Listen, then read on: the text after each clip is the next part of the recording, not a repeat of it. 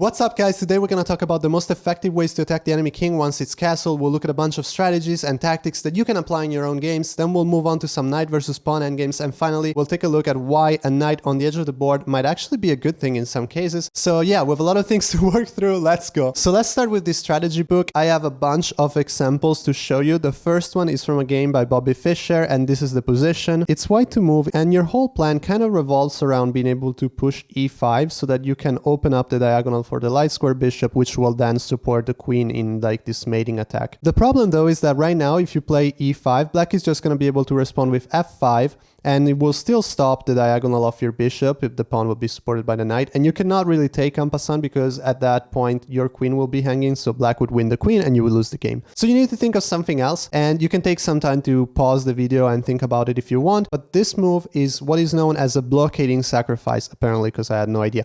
But the point is, you can play Rook f6, and this is the winning move for white because there aren't really many good responses by black. For example, if the bishop takes the rook, of course you just get mated because now white can play e5, and then black can try h6 to kind of postpone the inevitable, but queen takes h6, king g8, and queen h7 is checkmate. So that's lost. If you do not take the rook, so let's say after rook f6 you just move the king, king g8, then white can still play e5, and at this point, like I was showing you before, you're lining up the bishop and the queen. Black can again try to react with h6, and at this point white just takes their time to move away the knight to safety with knight e2, and at the same time threaten to win a piece because black's knight on d6 is actually hanging, and if black tries to secure that knight, then mate cannot be stopped. You just have queen f5 and you're gonna get to h7 no matter what. So this is going to result in a win. And of course, any other random move by black, like let's say a6, will just result in losing the knight. So yeah, rook f6 was the key move in this position. Blockading sacrifice, really interesting concept, but let's move on to a different one. I wanted to quickly go through this example, which just shows how you can sometimes leverage pins when you're trying to take advantage of that same diagonal that we were looking at a moment ago. It's still white to play, and in this position the best move is queen g4 to give a check to the king. The king goes to h8, and now you can play queen h4. And the whole point of doing this instead of just going to h5 with the queen immediately on the first move is that now you're not just threatening the mate that you're seeing with the green arrows, but you're also pinning the g6 pawn to the black queen. And that's fundamental because otherwise black could just respond f5 and stop the mate threat, but if they do it now, they lose the queen. So it's interesting that sometimes it's not just about bringing in the piece as close as you can to the king, but you have to pay a little bit of attention to what the best defensive resources are for your opponent, and if you can figure out a way to activate your pieces and bringing them in while also stopping those, then your attack will have much better chances of succeeding. And next, I wanted to show this example. I feel like everybody's familiar with the idea of just this bishop sacrifice on h7, the Greek gift, but it honestly always confused me a bit because every time I see it on the board and I see that possibility, I'm always like, but what if black does that? And I always get lost. But I feel like the book did a great job at sort of getting rid of my doubts about that. In this position, the move is exactly that. It's bishop takes h7. And now you can kind of see the tree of options by black. First of all, black cannot really refuse the sacrifice. If black plays king h8, you're just going to bring in the knight, knight g5. Black can try to like activate some more of his pieces to defend, so queen d7, but you bring in your queen, queen h5, now you're setting up a check. After g6, bishop takes g6 with a discovered check on the enemy king. The king can go to g8 or g7, but it doesn't really matter because after that, queen h7 will be checkmate. So definitely can refuse that, but if the king does take the bishop, then the best move as a follow-up is to bring the knight closer with a check, so knight g5 check. And now, again, there's a bunch of options for the king. Let's say the king tries to go back first. So if king g8, now you have queen h5 and you're immediately threatening mate on h7. So the black queen has to come in and capture your knight, and black will just have to give up the queen to stay in the game. And you cannot really avoid giving up the queen, because if you try to make extra room for the king, let's say by playing bishop b4, you see why some features of this position are so important to the success of this kind of attack. And to be precise, I'm talking about this pawn on e5 and how it controls f6 and d6. And this is crucial because now after black moves away their bishop, you can play queen takes f7 first, and the king will have to go to h8. Now you can just go back, queen h5.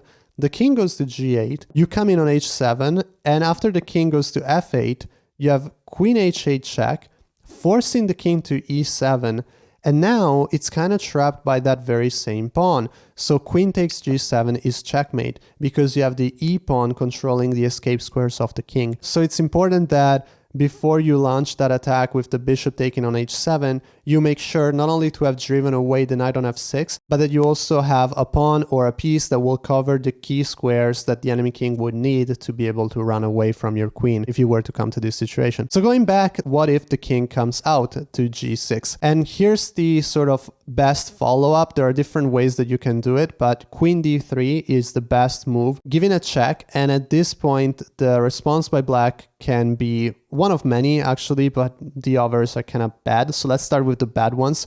If king h6, queen h7, checkmate immediately. If the king goes to h5, then you have queen h3 and another mating sequence, king g6, queen h7, and it's checkmate again. So the best move for black to stay in the game a little bit longer is f5. At this point, you can just take en passant, and if the king takes the pawn, you have queen f3 check, king e7, and it's again forced, queen f7, check, king d6. And now you have to be on the lookout for knight checks because the mate comes from knight c to e4, checkmate. Really cool. After queen f3, there was another option for black, which is king g6. This also leads to a mating sequence, which starts with queen f7 check, king h6, rook e4, with the idea that you want to bring your rook to the h file to take that away from the enemy king.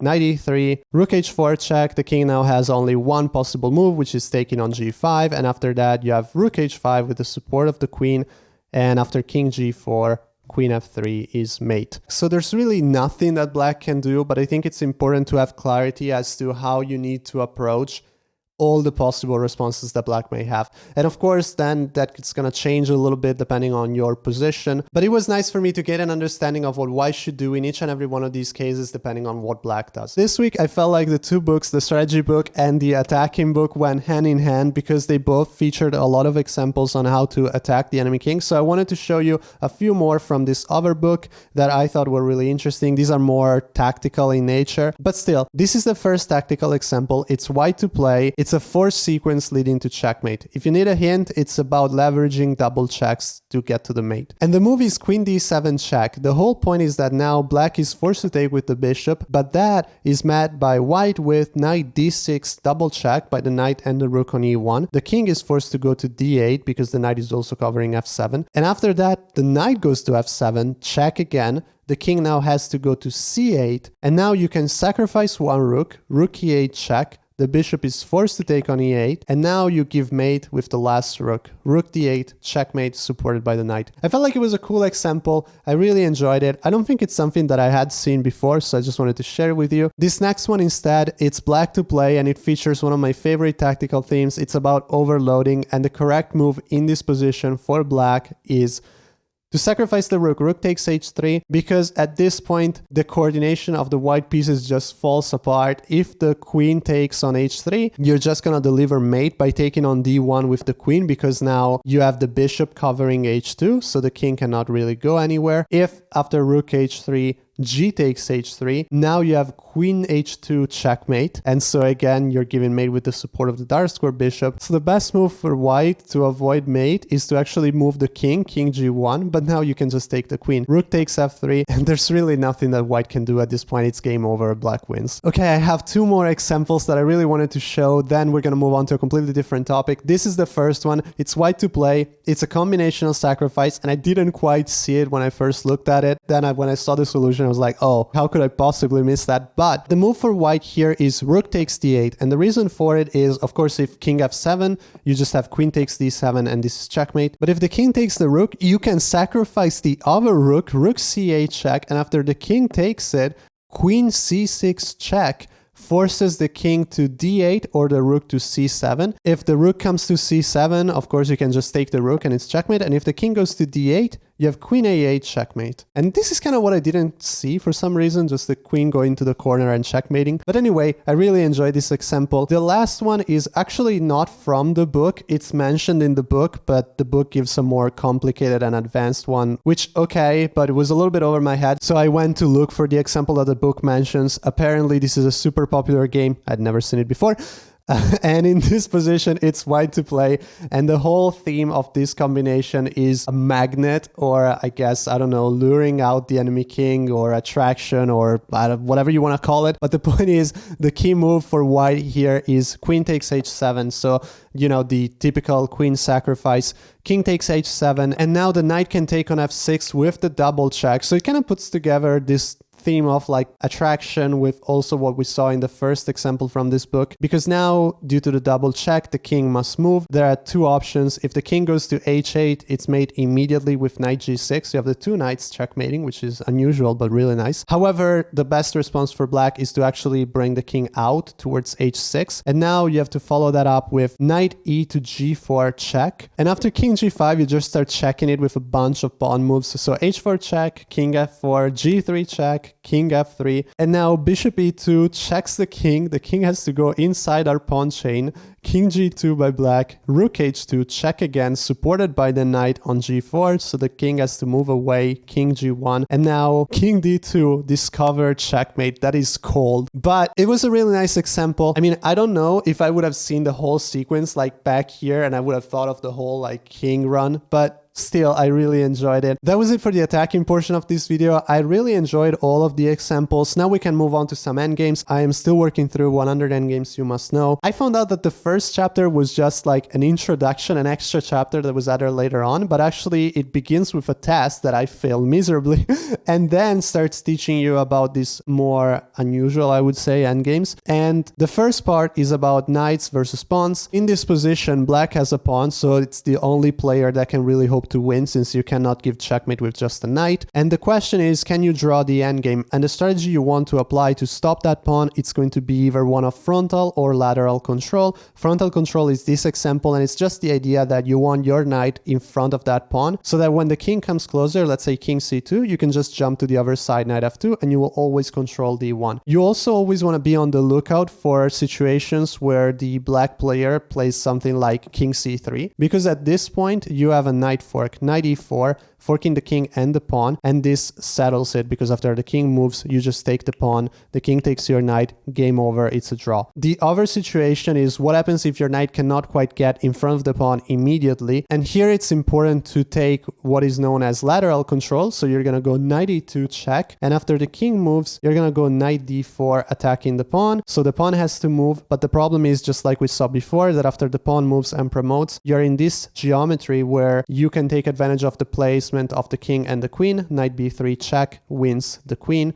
The king takes the knight, and again, you have secured the draw. And this is the last example that I wanted to show of a knight versus pawn endgame. Can you save it when it's a rook pawn? In this position, it's white to play, and you actually can, because after you play knight g3, black will try still to get towards h1 and promote, so h2. But the problem is that there's a kind of a barrier that is being created by that knight. And you see this after white plays king b7, bringing in their king. Now, black is in trouble because they cannot really go to e4 or e2 with their king, because the knight is controlling these two squares.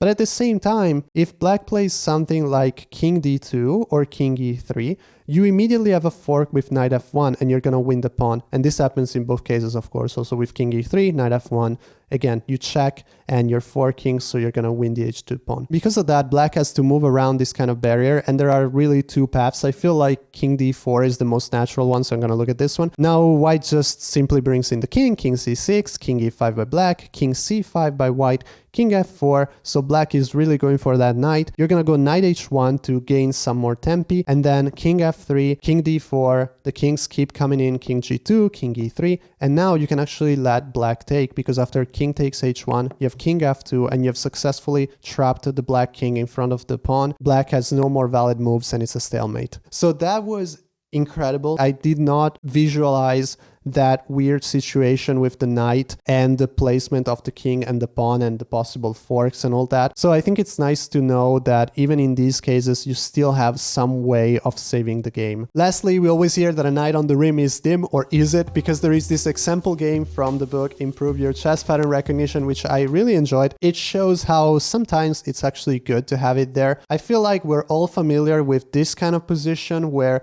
you know, this is why a bishop is better than the knight, because the knight gets on the edge, it's on a5, the bishop just controls everything and the knight cannot move. But in this game, white has that knight on a5, and it's the kind of knight that normally you would like to centralize, while black, on the other hand, has a bishop that looks at a full diagonal. But in this specific case, the knight is kind of dominating that bishop. And the reason for it becomes very clear with white's next move, which is c4, stopping the bishop from seeing that entire diagonal, because now c4 is defended by the knight. So this is no longer an option for black, but at the same time, the knight is controlling b7, it's controlling c6, the pawn is now controlling also d5, and there's the g-pawn controlling f3. So it's not like the bishop has that many squares, even if it were to move to a different diagonal. And the game continues with king f8, Rook d6 starting to attack the bishop moves to b7, Rook d1, white doubles the rooks, black plays king e8 to make sure that the rooks cannot really come in, and in this position white makes a bit of a mistake, plays knight c6 and ends up trading that knight for the bishop. However, here white could have kept the initiative and the pressure and controlling that bishop with one of two options. The first way to do that is just play a3 with the idea of starting to push those pawns on the queen side, so let's say rook c7 and now b4. The other possibility, which is more in line with the whole theme of restricting the bishop, would have been to play f3. And that way you're now controlling e4, which was the only square that the bishop had before. Your pawn on c4 controls d5, and your knight, like we said before, controls the other squares. So again, that renders the bishop completely useless. I really enjoyed this example because I feel like it's always about the bishop being better than the knight, especially in these weird situations where you have the knight on the edge. And this was a refreshing way to look at it, with a bit of a spin where it's actually the knight being the strongest piece on the board in spite of its weird placement. So I'm gonna end it here. I hope you enjoyed the video. If you did, please consider subscribing. You can also watch another video right there, and I'll see you all next week. Bye!